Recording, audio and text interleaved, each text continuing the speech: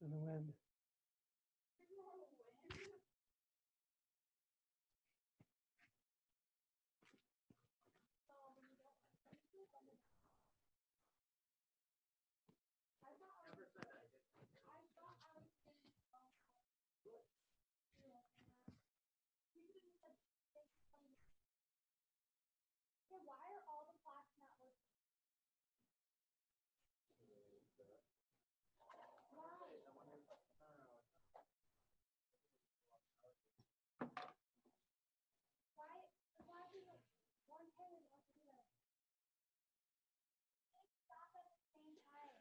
Test, test, test.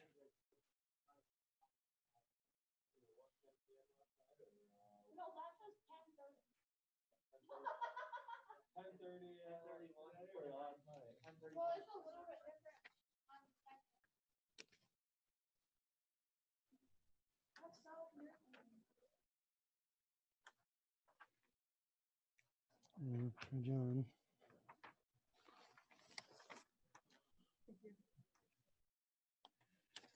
Thank you. Oh, so close. I picked B and it was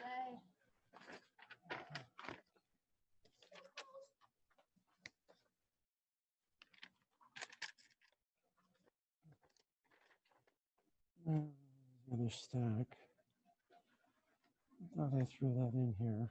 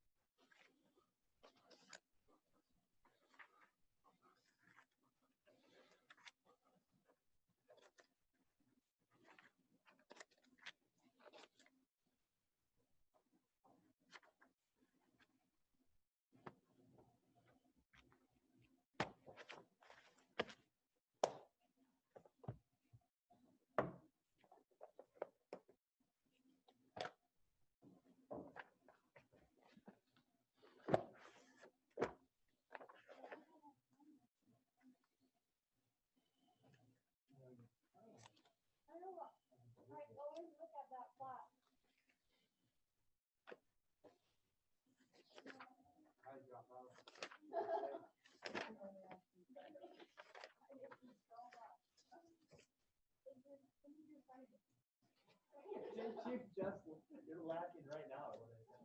I'm laughing not at you. You're laughing at me or with me? Not laughing. Yeah, I'm sure you hate me.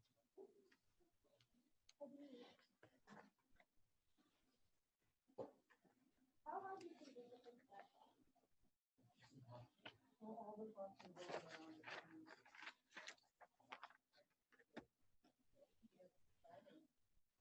Just this out. You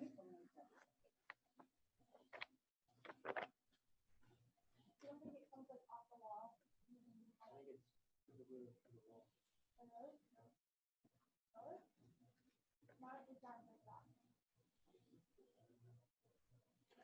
How do you know? Jacob, can you hear me? Yes, I can. Thank you. Now let's try this. Do you see the slides? I see them.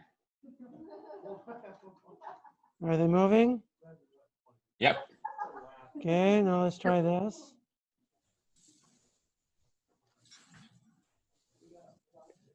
Are they moving now? Yeah, they're moving. Okay, good.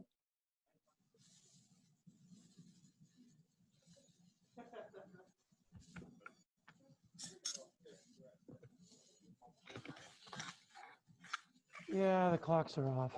Are you, does that clock come off the wall? No. How do you change the time? The clock actually is on hinges, and then the guts of the clock are behind it, and then you adjust it that way. But all the clocks are synchronized in the office because this building was built just after the floodwaters receded, and you adjust the clocks that way. She can, but she'd prefer to wait until they're close. That way she doesn't have to adjust the bejeebers out of them. Well, go tell her that then. Well, that tell her then. Don't tell me. I don't adjust the clocks. I didn't know they were not fixed. I'll just tell her when after class.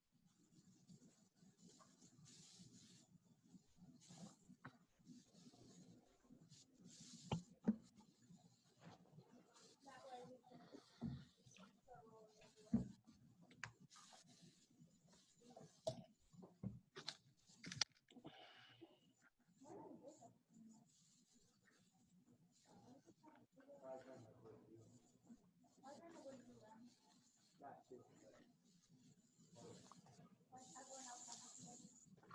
All right, it's time to start.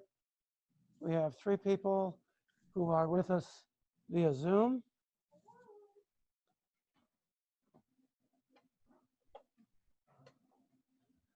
That better?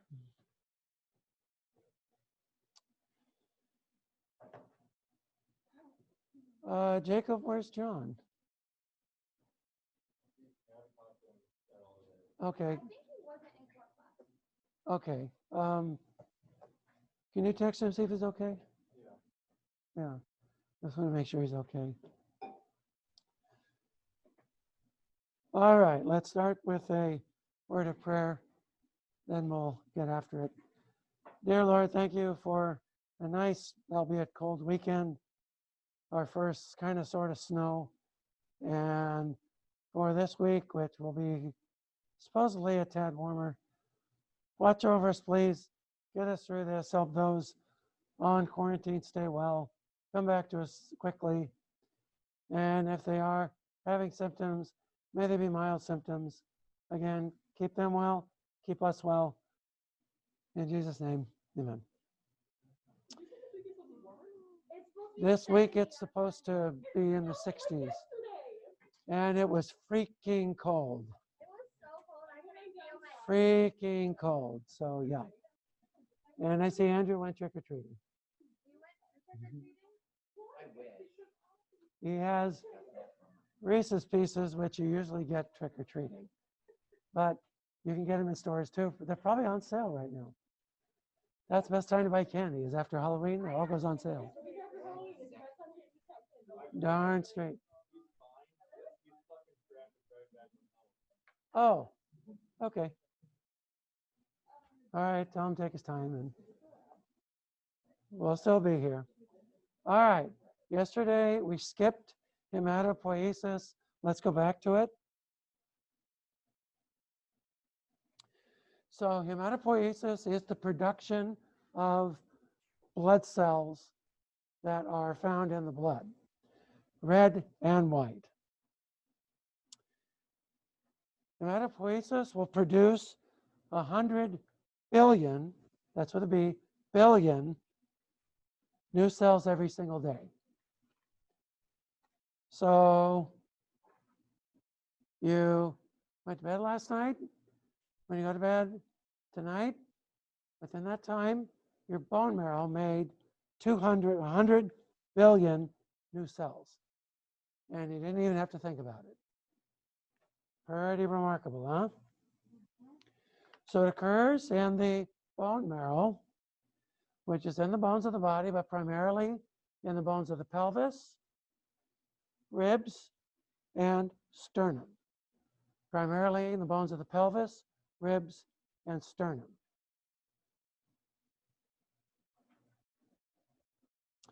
So the process starts in the bone marrow with a specific cell called a hematopoietic stem cell. Hematopoietic stem cell. This cell divides throughout your lifetime. Well, theoretically. They're actually groups of cells that are kind of on the bench. They're asleep. When your body needs them, they kick into action. Others then that have been working for a while get retired. But there are some that seem to work all the way through your life, which when you think about it, a cell that divides continuously for 70, 80, 90, maybe 100 years of life, that's pretty amazing when you think about it. So these cells will divide, and when they divide, one of them stays a stem cell, the other now becomes a progenitor cell. And it can become a myeloid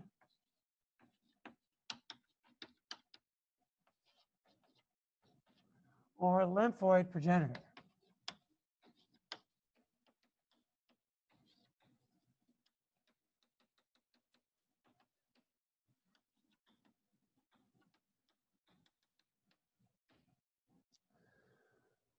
The lymphoid progenitor has been definitively identified in mice and in humans.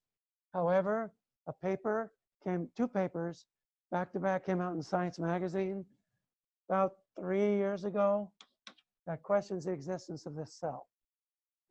So some people think that after this cell divides right away, it becomes a megakaryocyte, or it becomes an erythroid progenitor, or it becomes a granulocyte macrophage progenitor, so on and so forth. So the existence of this cell has not been definitively rigorously shown. This one has. Now, the test that I will give you, I won't ask you about papers published in Science 3 years ago, because that kind of muddies the waters. Essentially, one of these will give rise to a myeloid lineage, which includes red blood cells, almost all the white blood cells, and the platelets. The lymphoid progenitors give rise to your B lymphocytes, T lymphocytes, and your natural killer cells, which are a type of lymphocyte. All the others come from these. So granulocyte macrophages, erythrocytes, that is red blood cells, megakaryocytes, which will give rise to platelets,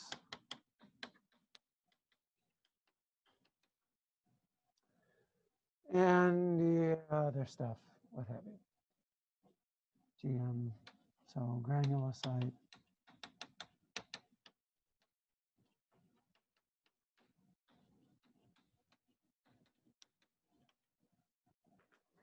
And so on and so forth. What determines whether the progenitor becomes one or the other? The answer is there's usually a cocktail of certain types of cytokines.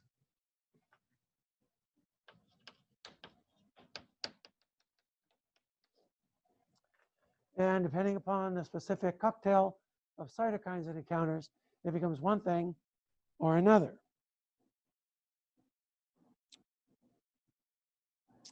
So, for example,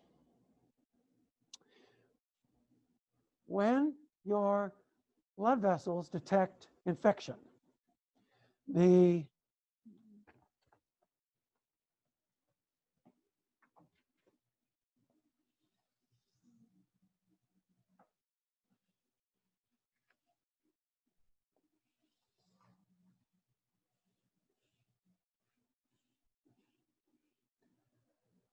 this is as good as it gets when it comes to artwork for me, as you well know.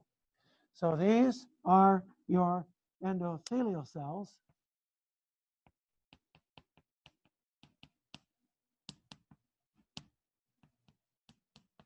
And they form the innermost layer of blood vessels. In capillaries, that's the only layer they have, are the endothelial cells.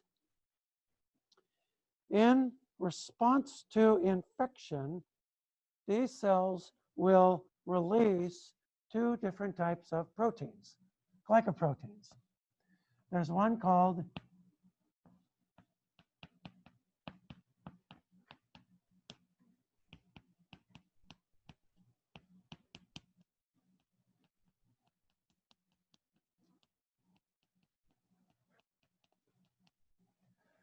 granulocyte colony stimulating factor, which is mercifully abbreviated to GCSF.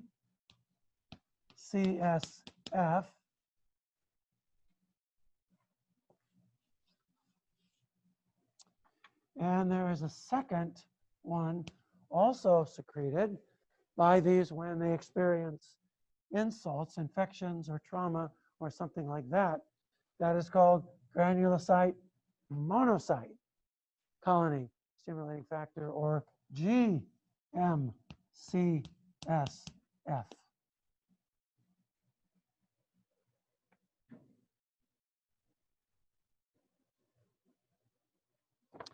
These are also secreted by certain immune cells during times of infection. Now, GMCSF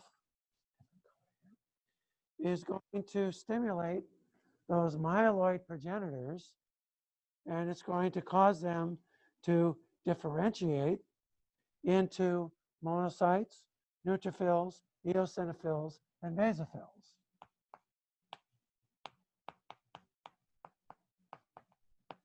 So it travels to the bone marrow, and it will speed up the differentiation of those myeloid precursors, monocytes, neutrophils,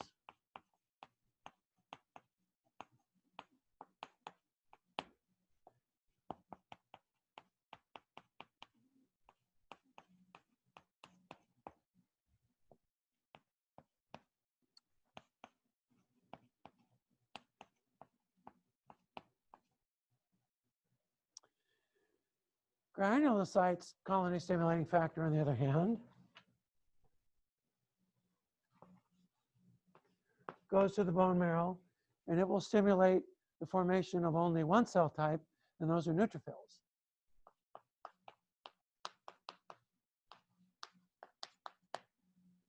And remember, these two were made by endothelial cells in response to infection or trauma, and by white blood cells in response to infection usually.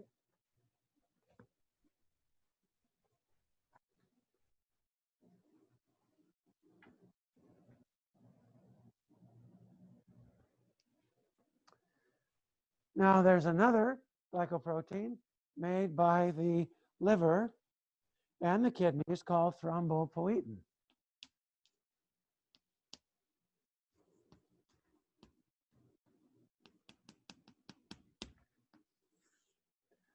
Thrombopoietin. This will stimulate your hematopoietic stem cells to make megakaryocytes,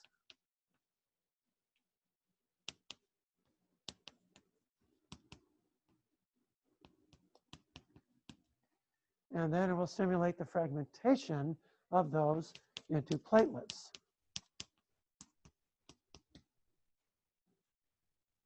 Yep. Then finally, and this is just a short version of these cytokines. There's quite a few others. These are the major ones. There's erythropoietin.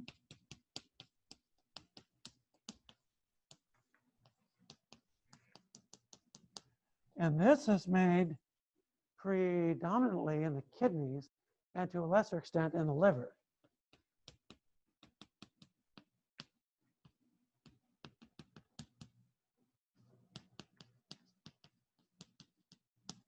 And this will stimulate bone marrow to make red blood cells.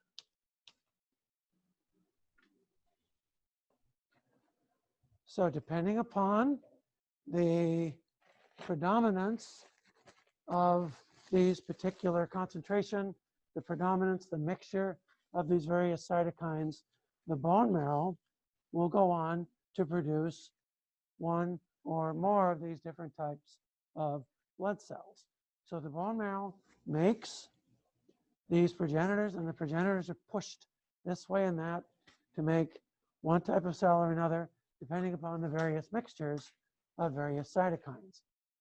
Recombinant DNA produced versions of these are also used as medications as well. So you've probably heard of drugs like Epotin, or drugs like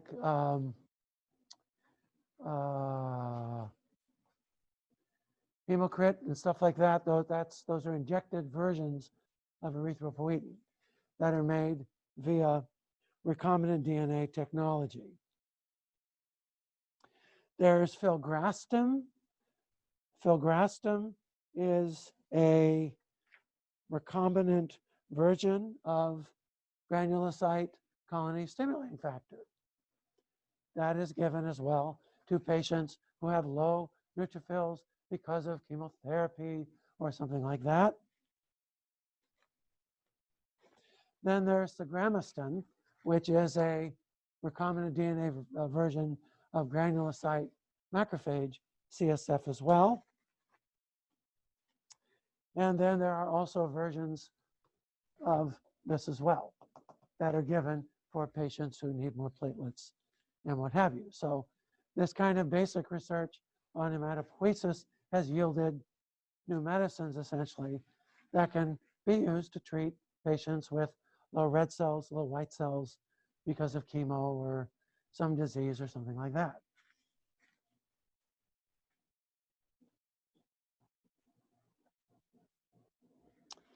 So the generation of red cells, that's called erythropoiesis.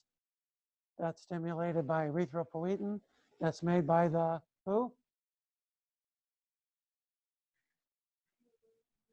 The kidneys, and a little bit by the liver.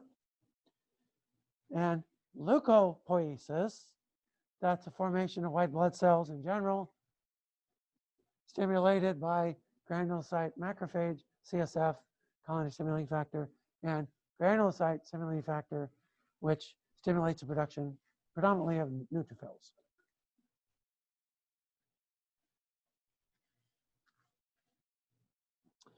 Lymphocytes will then mature in your primary lymphoid tissues, which includes lymph nodes like tonsils, spleen, and the thymus. The thymus in particular for your T lymphocytes. They're not made in lymphoid tissue. They're made in bone marrow. They mature. That should say actually mature. Sorry.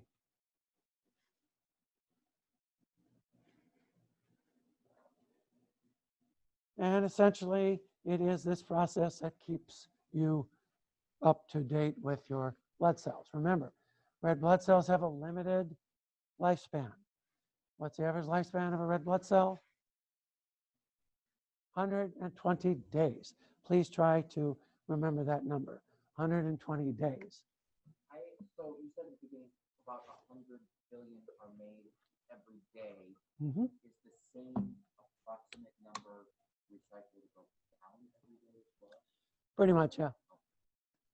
Pretty much. It's going to depend. So for example, neutrophils, if you have an infection, neutrophils burn their candle at both ends. They burn out after a few hours.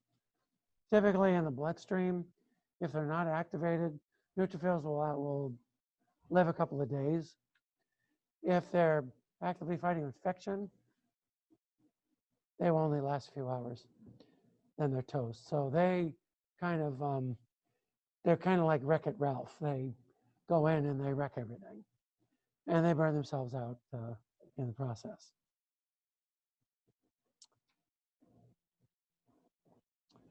Okay, and we talked about, these are some of those we talked about already. And if you don't make enough red cells to replace the red cells you have, you can have a condition where characterized by low red cell counts known as anemia.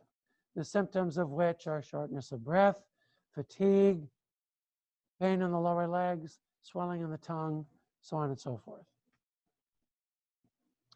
And anemia can be caused by either a plastic anemia, which is due to destruction of the bone marrow by various chemicals, pernicious anemia, which is due to a deficiency of dietary vitamin B12, deficiencies of folate can also cause pernicious anemia. And probably the most common form of anemia particularly in young ladies, is IDA, iron deficiency anemia, particularly in young athletes.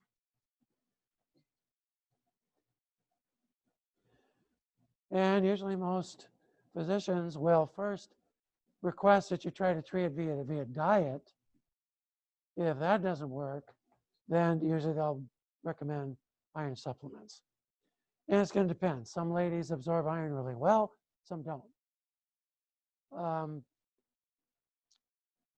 With athletes involved with very intensely aerobic exercise, particularly things that involve foot strike, foot strikes will chew up a lot of red blood cells. Gymnasts, in fact, Corinne, since you're a gymnast, gymnasts, because of all the jumping and landing, that can really chew up red blood cells. Gymnasts, fairly commonly young gymnasts, will suffer from IDA. So I don't know if you saw that in any of your friends who did gymnastics, but What about swimming? swimming, not quite as much, just because you don't have this sort of thing. Because my friend is a swimmer. Yeah, swimmers can experience it, but not nearly as much as distance runners or gymnasts or tennis players too, because tennis players do a lot of that sort of thing as well. No, not typically. Not typically. And that's one you can only have one. Are there any questions about erythropoiesis? Hemopoiesis, excuse me.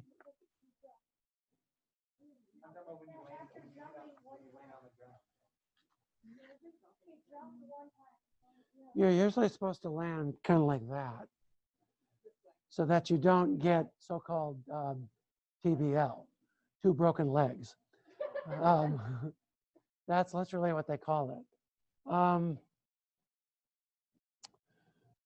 Boxers, for example, will experience anemia because they're getting hit all the time, and they're suffering bruising and that sort of thing. But most boxers, when they're training, it's usually in matches when they get hit all the time. Not usually when they're training. They usually try to avoid getting hit all the time when they're training. Although some coaches will want their boxers to get hit quite a bit so that they get tough.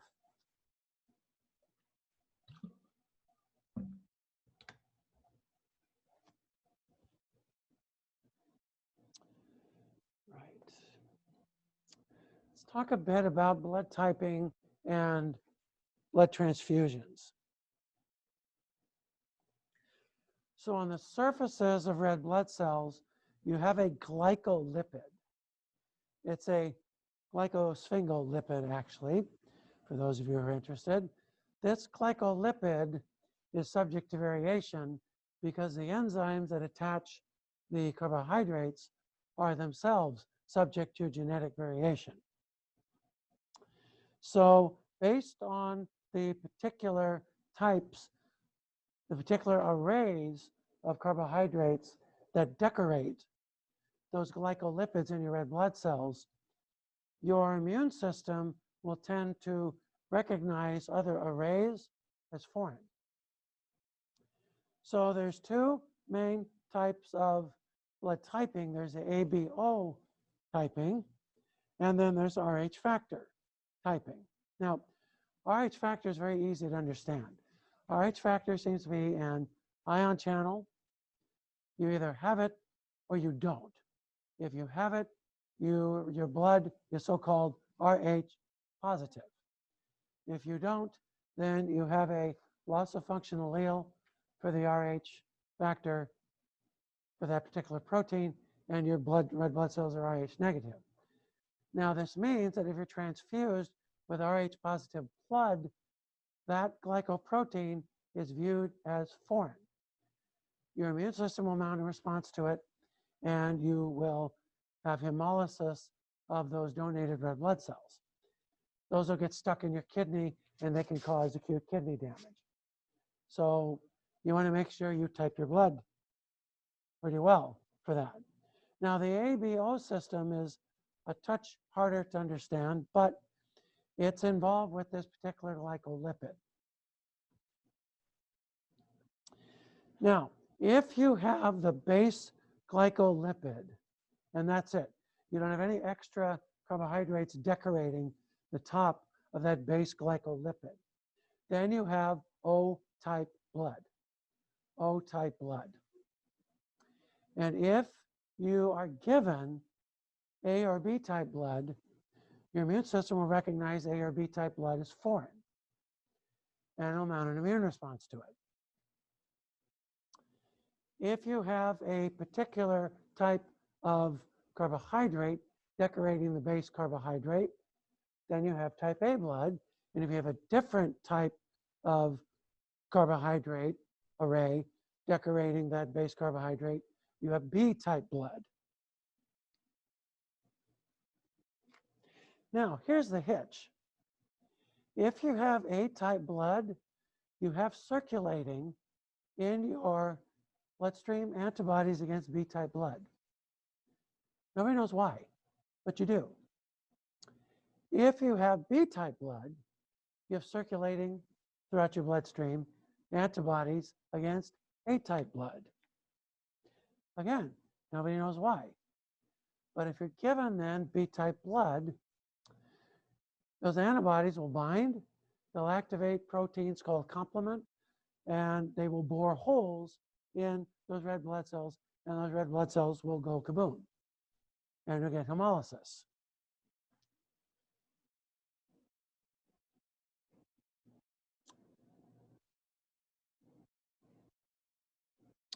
If you have O-type blood, you have antibodies against both A and B type blood. Again, nobody really knows why, but you just do. So if you have type O blood and you get either A or B, then you're really screwed. And then Rh factor is another feature. So that means essentially, if you're going to get some blood and you want to know essentially what you have circulating in the patient's bloodstream, you do what's called cross-typing. Cross-typing. It's a very easy experiment to do. You take a small sample of a patient's blood and you incubate it with antibodies against, you give it antigens involved that are found on the surfaces of type A and type B blood. And if they react with it, then you don't give them that type of blood. If they do react with it, you don't give them that type of blood. If they don't, then you potentially give them that blood and their blood won't react to it. So that's called cross-typing.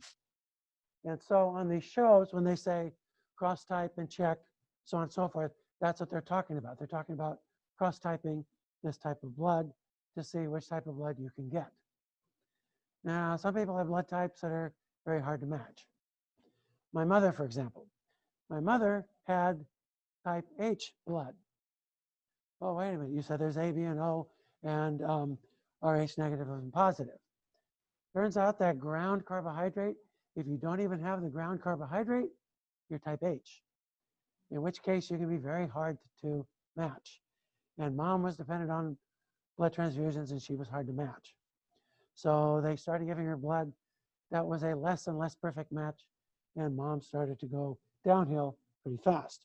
Now, the Rh factor can be a feature in mothers who are in fact Rh negative, but their baby is Rh positive because the dad is Rh positive. Remember, if she's exposed to Rh positive blood, she's going to react to it, and antibodies can cross the placenta, and they can react now with the baby's blood. So usually this is not a feature, this is not an issue with first baby. With second baby, usually it is, because the mom's blood now has been sensitized to the Rh positive blood of her baby. So in conditions like this, this used to be called erythroblastosis fetalis. It's not called that anymore. It's called hemolytic disease of the newborn. Hemolytic disease of the newborn. And the way you treat it is you give this stuff called RhoGAM. RhoGAM. It is a preparation against the Rh factor, and it prevents the mother's antibodies from binding to the Rh factor blood of the baby. And this is the case if the mother is Rh negative and the dad is Rh positive. If it's the other way around, it doesn't matter. So do you do this after every birth just in case, or only if the baby is Rh positive? You will usually do it every birth as a preventative. Aaron's second kid, they had to give Anne Rogam.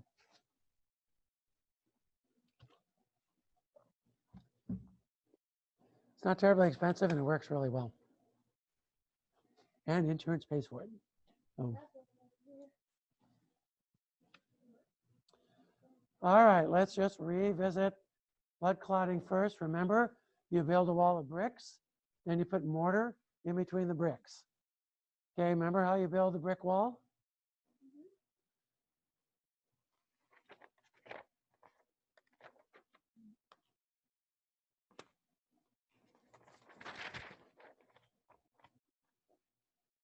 So what's first step in building the brick wall?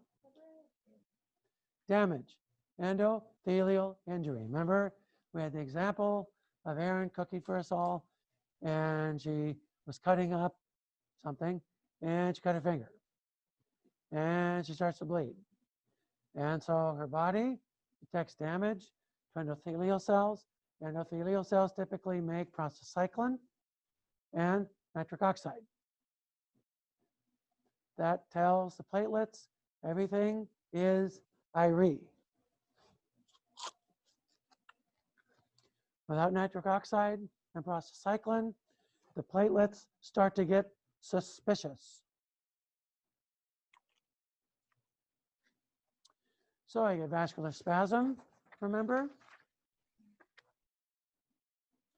And the platelets then are exposed. That's the second step, exposure. What are they exposed to?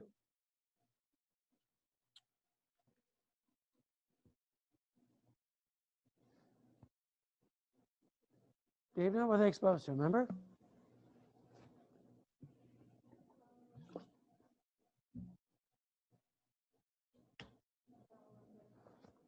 Andrew said it. Say it to her. Collagen. Collagen. And the collagen gets coated with this stuff called VWF, von Willebrand factor.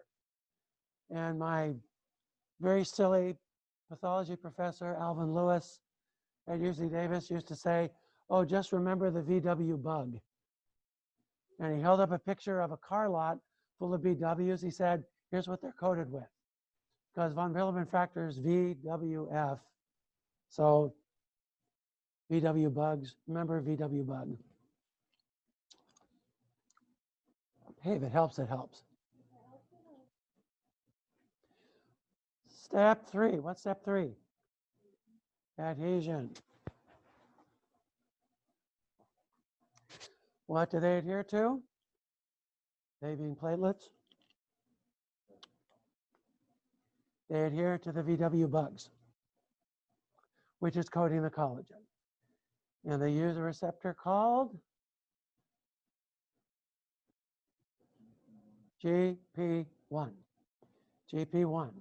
So you have damage, exposure, adhesion. Damage, exposure, adhesion. Step 4 is activation. They start to dump their granules. What's in the granules? Serotonin, what does that do? Causes vasocontraction, thromboxane, A2. And then the big one, platelet activator ADP. ADP. Now you get a positive feedback loop.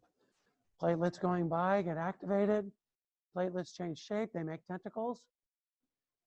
They wrap around each other with their tentacles. That's the fifth and final step. What's that? Aggregation. They make this receptor GP2B3A.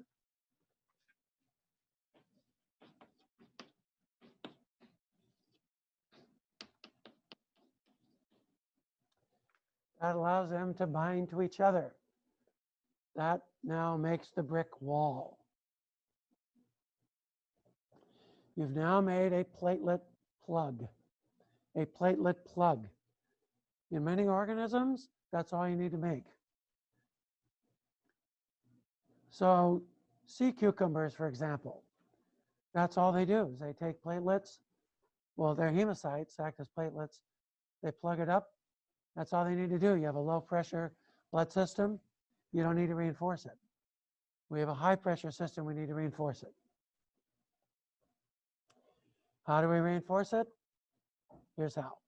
We make fibrin, which are a bunch of fibers. It's a very insoluble, fibrous, tough protein. It's going to reinforce the platelet plug. It's going to be the mortar in between the bricks. The mortar in between the bricks. And here's what a platelet plug looks like with fibrin reinforcing it. Pretty formidable, doesn't it? Looks pretty formidable, doesn't it?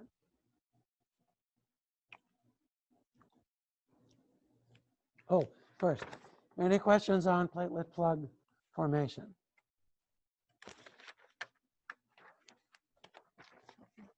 Are those the red objects? Are those the platelets?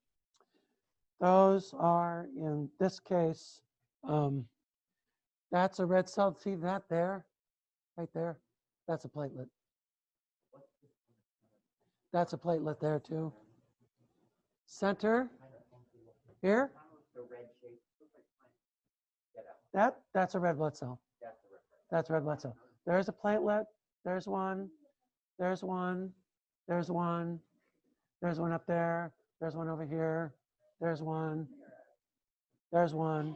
There's one. There's one. There are quite a few platelets here.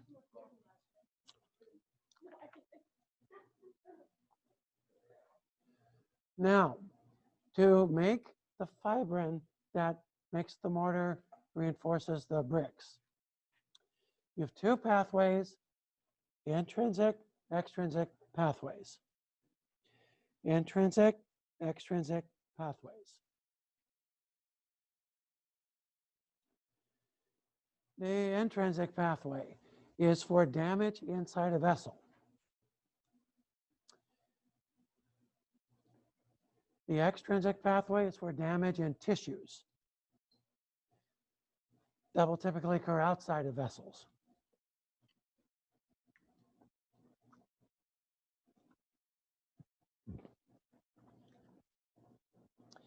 The intrinsic and extrinsic pathways feed into a common pathway. They feed into a common pathway. Here's the common pathway right here.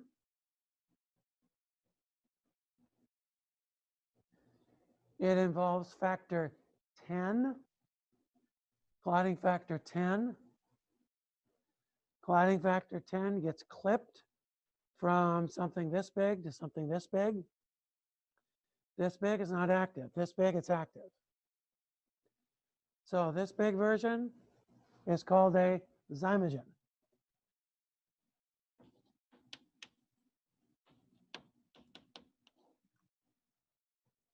Not active. You clip it.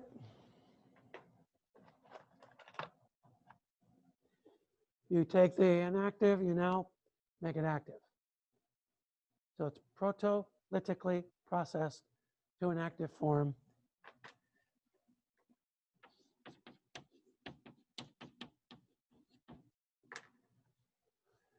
Factor 10 clips prothrombin into thrombin. Thrombin, exceedingly active, powerful protease that will take fibrinogen and clip it into fibrin. When you do that, fibrin will spontaneously form these long cables. These long cable-like proteins called fibrin. Fibrin forms the clot.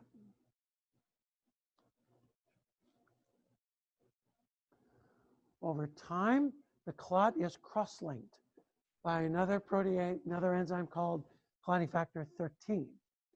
That so-called cures the clot. That makes it tougher.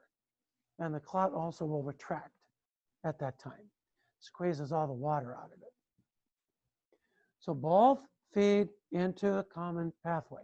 There goes factor 10, prothrombin, to thrombin, thrombin, fibrinogen to fibrin.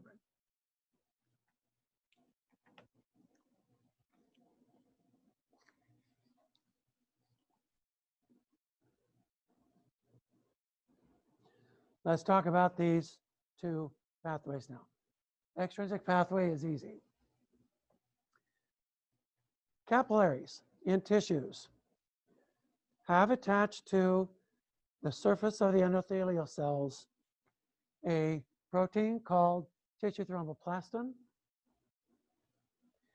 If those capillary beds get damaged, tissue thromboplastin is flung off into interstitial fluid or into the blood.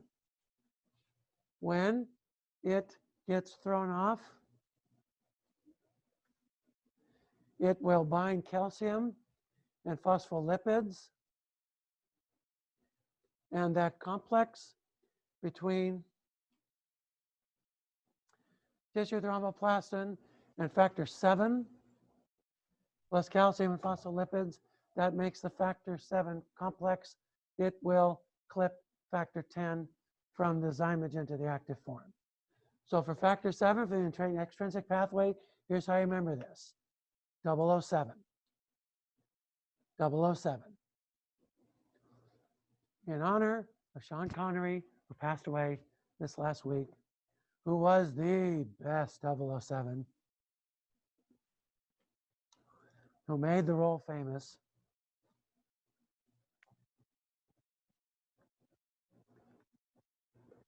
.007, that's how I remember that one. That's the intrinsic extrinsic pathway.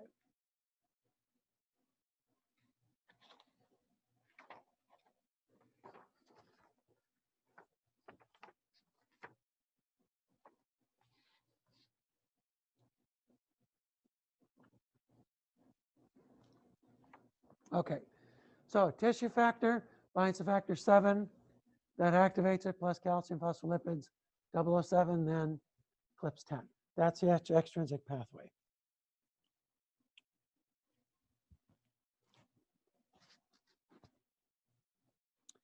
Intrinsic pathway is a little bit more complicated. Starts with factor 12. Factor 12. Now remember, these clotting factors are all made by the liver.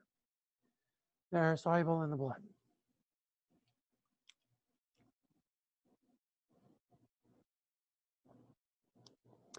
If factor 12 comes into contact with negatively charged phosphates on the membrane, which it'll come in contact with if the membrane is damaged, or if it comes into contact with subendothelial collagen, it then undergoes a conformational change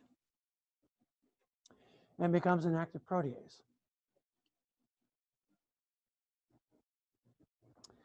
It then cleaves another protein called factor 11. And factor 11, again, is made as a zymogen. It clips it. Now it's active. Factor 11 will combine with calcium. And it will then cleave factor 9.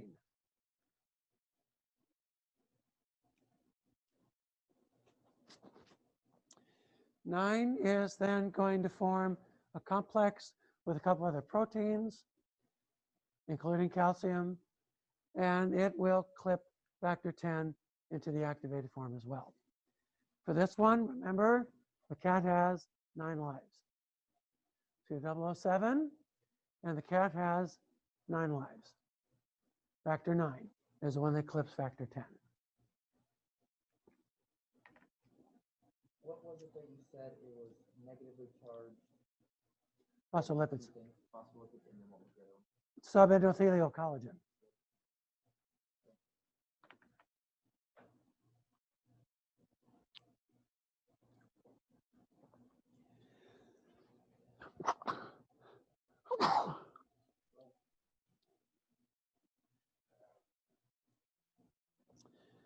Clotting is very highly regulated. You'd expect it to be. You don't want clots forming any old place, do you? So there is a protein in blood called antithrombin 3. It essentially keeps thrombin from overdoing it. There are also proteins C and S. C and S, they degrade factors 5 and factor 8, both of which are required for the intrinsic pathway. And then tissue factor pathway inhibitor, which inhibits the extrinsic pathway. These are all ways that you regulate the clotting pathway, make sure it doesn't overdo it. Now, clotting requires vitamin K. Requires vitamin K. How does it require vitamin K? Factors 2, 7, 9, and 10, and protein C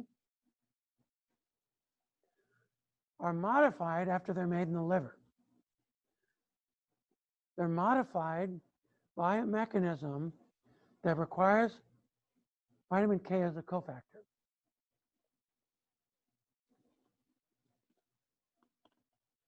So this modification converts glutamate into gamma carboxyglutamate.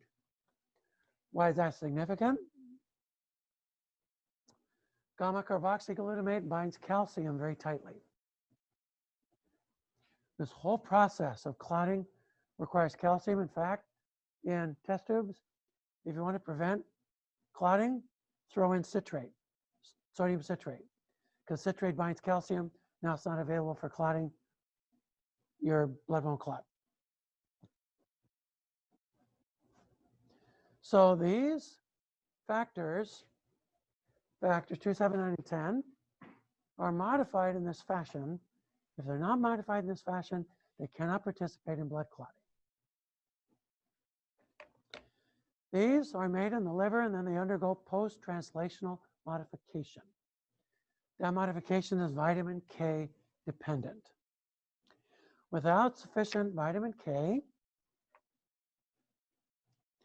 is synthesized, by the way, by bacteria in our GI tract.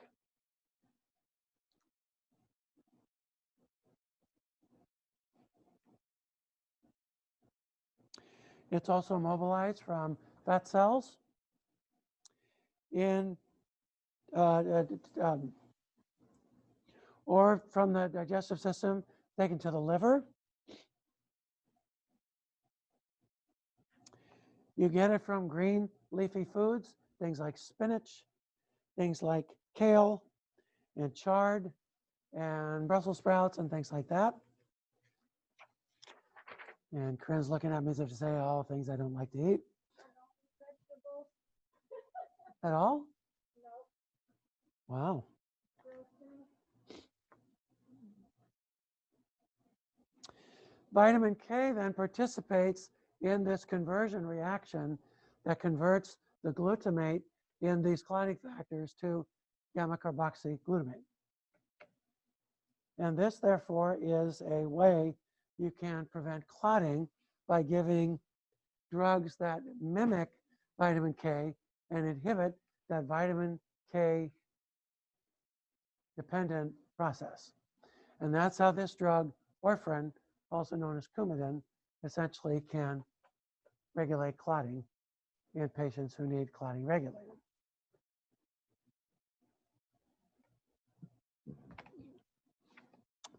Questions?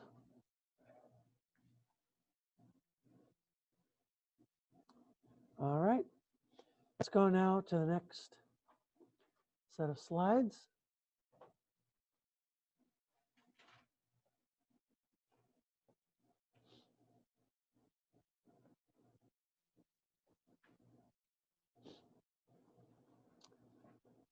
And people on Zoom, are these moving?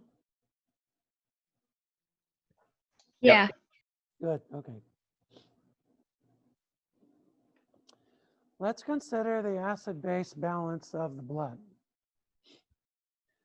Now, this is an important issue when it comes to health because enzymes require a certain pH in order to work. Also, how many of you have seen those advertisements for alkaline water?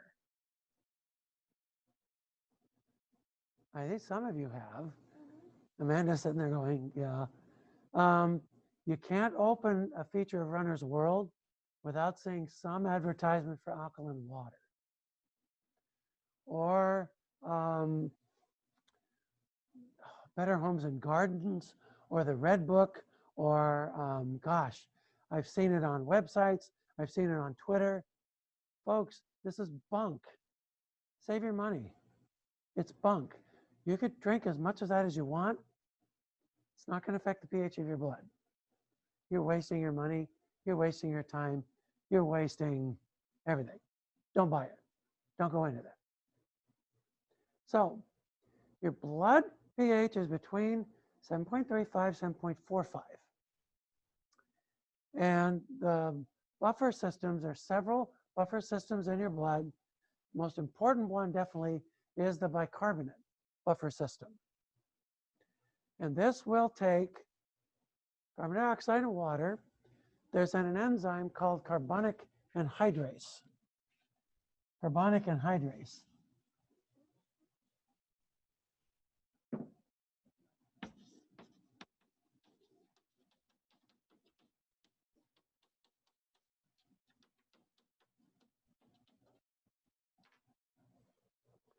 This enzyme is everywhere. It's soluble in blood. It's found on the surfaces of cells. It's found in red blood cells. It's everywhere. It will catalyze this reaction where you take carbon dioxide and water and you make carbonic acid. Carbonic acid then disjoins to hydrogen ion and bicarbonate ion. If you have too much acid in the blood, you then can potentially get rid of it by making more carbonic acid and then removing that by removing CO2. So essentially by hyperventilating, you can start to rid your body of acid. Likewise, if you don't have enough acid, you can potentially create more acid by essentially decreasing your level of breathing. If you do that, essentially, you will actually make more acid, and that will drop the pH back down to where it needs to go. So depending upon where you are, and this principle you learn in chemistry called Le Chatillier's principle, you can essentially regulate concentration of hydrogen ions in your blood very effectively. So as you know, CO2, it's a waste product. Produced in cells as a waste product, it's transported to the lungs, there it is exhaled. Carbonic acid, you can convert it to carbon dioxide via this process we already talked about here. The lungs then will control the concentration of carbonic acid essentially through the rate of ventilation. That's due to the fact that carbonic acid is a volatile acid. The other acids in your blood, phosphoric acid, citric acid, other types of acids, succinate, things like that, they're non-volatile. You can't get rid of them from the lungs. So those will then be regulated in the kidney. This one, however, is regulated by breathing. So as we said, by far, the major buffer in your body is the bicarbonate buffer system.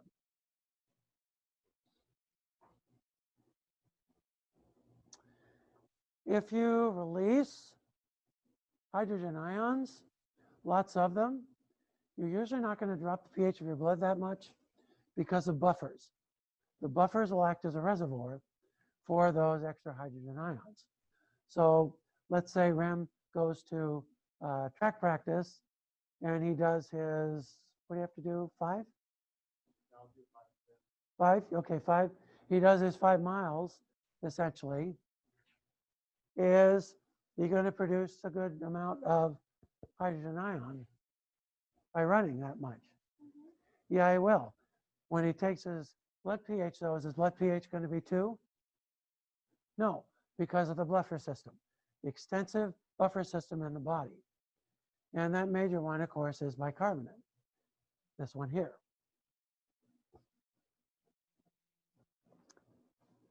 Now, the kidneys are also going to help maintain a level of bicarbonate ions in the blood. They will spare bicarbonate ions in the blood. When we get to the kidneys, we'll see how that occurs. But if you have a fall in blood pH, that's called acidosis. If you have an excessive rise in blood pH, that's alkalosis. Respiratory acidosis is caused by inadequate ventilation. So you don't get rid of CO2. More CO2 gets converted to carbonic acid. Carbonic acid disjoints to bicarbonate ion and hydrogen ion. Excessive hydrogen ion will start to lower your blood pH. So respiratory acidosis will be caused by inadequate ventilation. So people with asthma or chronic obstructive pulmonary disease or people with acute respiratory distress syndrome, which is a complication of COVID-19, where you get air trapping in the alveoli. Can they have respiratory acidosis? Sure they can. Sure they can. Respiratory alkalosis can be caused by excessive ventilation, by hyperventilation. Hyperventilation. Metabolic acidosis. That is usually the result of the production of keto acids in uncontrolled diabetes mellitus. That's usually where you'll see metabolic acidosis. Now, you can also get loss of bicarbonate, as in the case of diarrhea. So cases of dysentery, because you're losing bicarbonate, that may also result in metabolic acidosis. Excessive vomiting, because you're losing so much acid from the stomach, that can cause respiratory alkalosis. Respiratory alkalosis.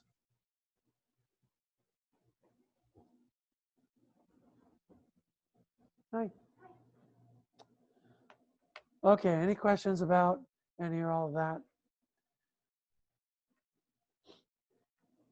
We've got 2 minutes. I'll just be able to get this started, and then we will adjourn after I get this started. The heart. The heart is a 4-chambered wonder.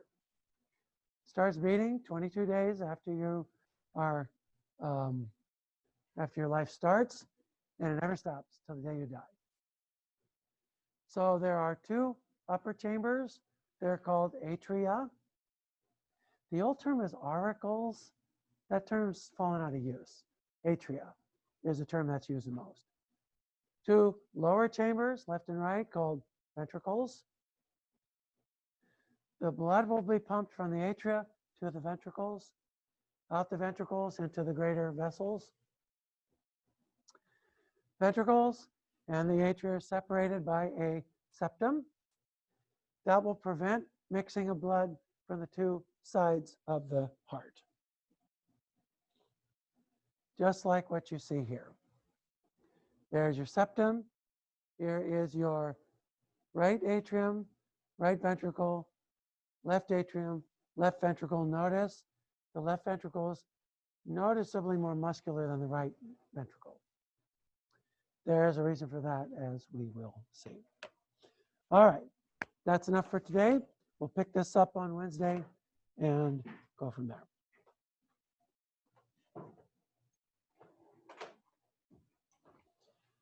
Okay, gang. I'll see you guys on Wednesday.